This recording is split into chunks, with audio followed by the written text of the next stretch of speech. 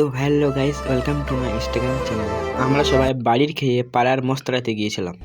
আমার সামনে ওই ছেলেটাকে দেখেছো? মেয়েরা আমাদেরকে পাত্তা দেয় না, আর ও মেয়েদেরকে পাত্তা দেয় না, কারণ একটাই, ও হ্যান্ডসাম।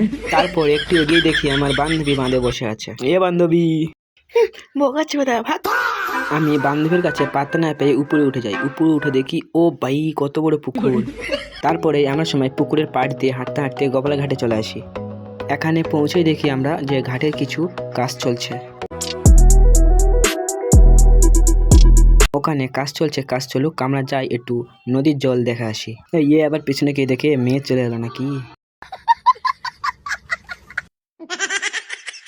তারপরে কিছুক্ষণের মধ্যে দেখে একটা নৌকা আসছে।